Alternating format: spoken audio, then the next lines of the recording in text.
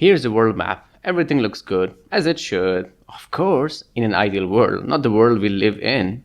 And here's the same map, but this time it highlights the countries under Western sanctions. If you look closely, you may notice one country has a glow like none other. Yeah, you guessed it right, it's Iran. Until Russia's invasion of Ukraine in 2022, Iran was actually the most sanctioned country in human history. Now it's second in the list after Russia with almost 5,000 active sanctions. Iranian rial is worth 16,000 times less than it was back in 1979, and average monthly salary of a normal person would be around $90. And if you'd like to have some peanut butter or maybe some Nutella on your bread, let me tell you, before you even take a bite of that bread, the imported jar of peanut butter would have already taken a chunk out of your salary. Honestly, if you look at this from a layman's understanding of economics, the country and its economy should not have survived. If you are a layman, I've got a shocker for you. If you're walking in North Tehran, you will see luxury cars like Mercedes, Porsche, Ferrari, and many others. In fact, you will see more of them there than you will see in a typical American suburb. I mean, have you ever thought about it that Iran, a country that is under sanctions for more than 40 years, has managed to build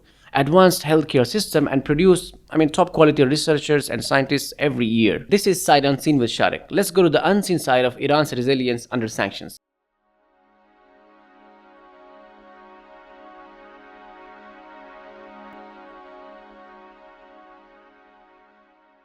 When most people hear sanctions, they imagine constant hardship or empty shelves. But I actually sat down with a friend of mine from Iran, and what he told me was a complete 180 from everything what we have heard so far. A lot of people have this view that Iranians are like in a state of total poverty. And I think when you're on the ground, that's not what you see. You don't see an undeveloped country. You don't see people starving. This is not the reality. This is fiction. It's crazy, right? Life just goes on. Iran is a really wealthy country. Iran produces a lot of things nationally, and actually Iran makes enough to even export to like Gulf countries. Do you remember the 2017 Qatar's blockade when Saudi and UAE completely stopped sending food products to Qatar? You know, it was Iran that was sending tons of fresh food to Qatar. So this dire hardship narrative, it doesn't tell the whole story. Let's talk about something that has taken a direct hit in Iran due to sanctions. It's the country's aviation sector. Here's the thing. The US has a foreign direct product rule. That means if a plane has even 10% of American tech, you cannot sell it to Iran. Most airlines or manufacturers won't sell planes to Iran. For this reason, Iran's planes are actually on average 28 years old, which is double the global average. While the rest of the world is flying high-tech computers with wings, Iranian planes are almost like museum pieces that the engineers have kept alive through ingenuity and willpower. Listen to Mohamad's experience flying in one of the airplanes. The seats had the ashtray. It was from back in the day where you could smoke on planes. Half of their existing fleet is grounded because of the lack of spare parts.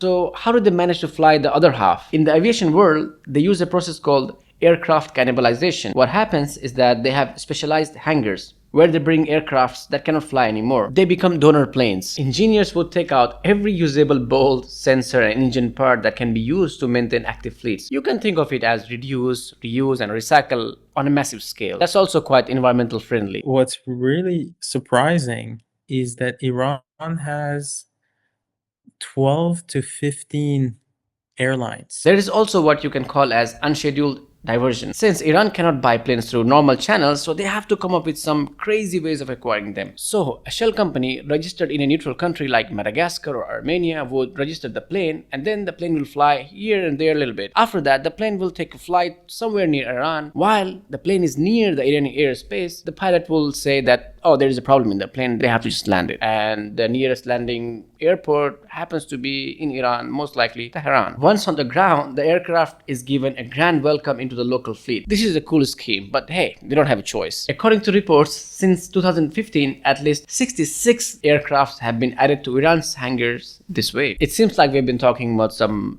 pretty heavy stuff. Let's talk about something that's more relatable. Iranians, just like everybody else, love international brands. They have a massive fast food culture. They are obsessed with the latest tech. Honestly, it's everything you would do if you were living in New York. And look, if you were thinking that Americans are addicted to fast food, let me tell you, Iranians have their fair share of health problems to prove they love it just as much. Like when I was a kid, fast food became like really popular in Iran. Everybody was opening a fast food joint.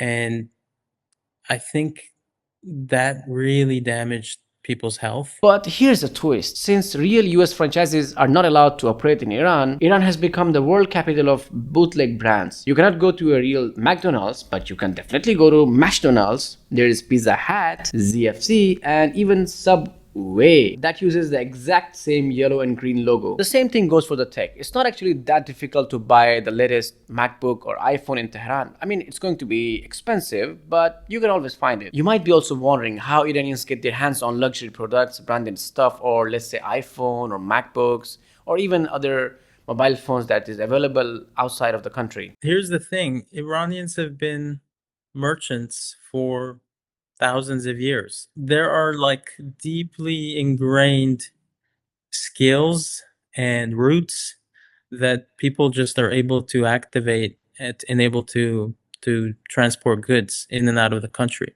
even with the sanctions. Iran is fortunate to have some key ports, but also key borders with Turkey. These are like economic valves. They're actually able to import a lot of things from these places. If you go anywhere where Iranians travel to, you know, Turkey, Dubai, and you go to like the outlet shops, it's full of Iranians just buying stuff for family usually, but obviously to sell as well. Also, don't make the mistake of thinking that since Iranians are under sanctions, they don't know what's happening in the Hollywood. I mean, strictly speaking, things like Netflix, YouTube, and Facebook are not officially accessible in Iran, but honestly, you would be hard pressed to find an Iranian who's not using them every single day. Basically, in order to have unfiltered internet, you have to have a VPN. Teenagers also have their fair share of fun. They play Call of Duty, FIFA, everything a kid somewhere would play. The way they do it, something like a small shop in Tehran would use a VPN and a foreign card to buy, let's say, one copy of the latest Call of Duty or a FIFA game. Then they will sell shares of that single account to 5 different gamers for, let's say, 20% of the price. The point is, just because Iran is under extreme sanctions, that does not mean that people are not enjoying their life or they are cut off from the rest of the world. Iran has actually proven that if you cut off a country from the global financial system, the people are not gonna just sit in the dark. They will fly planes, although they're old, they will run banks or eat at McDonald's. Hey, but that does not mean that everything is fun or everybody is enjoying their life. There is real suffering. I talked about some of those in my previous video. Please watch it. If you made it this far, please like the video and share your thoughts about Iran in the comments. If you found this helpful, consider subscribing. It really helps the channel.